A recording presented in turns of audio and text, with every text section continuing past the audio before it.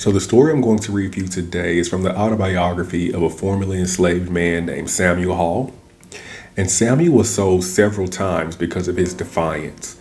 And so today's story focuses on one of Sam's early encounters with one of his new masters in Tennessee.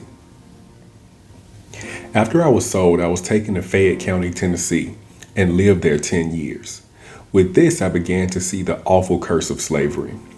My master said when he bought me, he was going to take me down to Tennessee and break me. I had never been broken.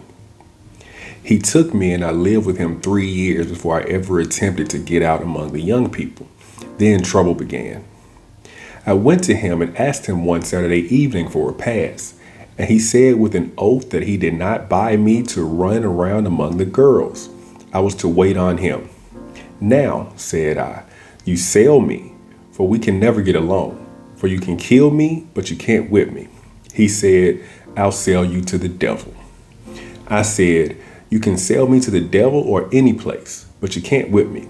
I'll never ask you for a pass again, but when I have my work done, I'm going. I went and put on my Sunday clothes and went away, and after I had gone, he wrote a pass and said I was too big feeling to wait, and from that time on, he made it up his mind to whip me. I had been foreman on his plantation all the time from the time he bought me, but on Wednesday night, I was away, and on Thursday morning, he called me up and asked me where I had been, and I told him, and he swore by an oath that he was going to have something done. And I said, you sell me or kill me? And he said, I'll sell you to the devil. And I said, I don't care who in the devil you sell me to. My master changed my work, and when he changed my work, I put the boys to plowing, and I went up after the tools and start them to work. When I came back with the tools, he was waiting on the fence, and he said to me, I'm going to take you down this morning. I said, I guess not. There were 3 colored boys there, and he thought he and the 3 boys would take me. I dropped my tools and took up a hoe and said, any man that comes to me, I'll kill him. I don't care who it is. Then he picked up a piece of rail and threw it at me and ran. It hit me and hurt me, but I didn't let on. The coward went home and got the gun and came back, and I was sitting on the fence. He said, now by God, I guess you'll get down. I said to him, if you shoot that gun off, shoot to kill me. Or if you shoot to scare me, I'll kill you for sure.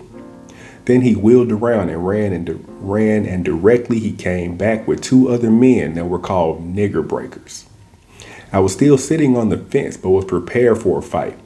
I had got me a good club and was sitting on the fence in such a way that I could get over whichever way they came. And so here they came, himself with the 2 big nigger breakers, and a doctor, and he had a loaded whip, the end of it being filled with lead about 10 inches long.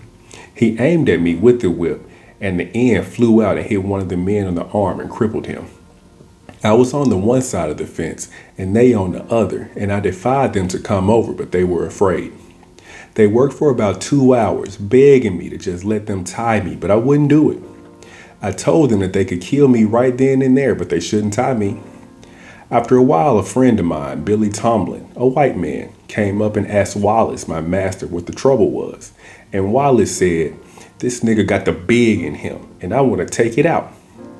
Then Billy Tomlin said, Wallace, you have got the best nigger in the country, and he don't need no whipping. Then Wallace got mad, and they both got mad, and Tomlin swore right then and there that they should not whip me.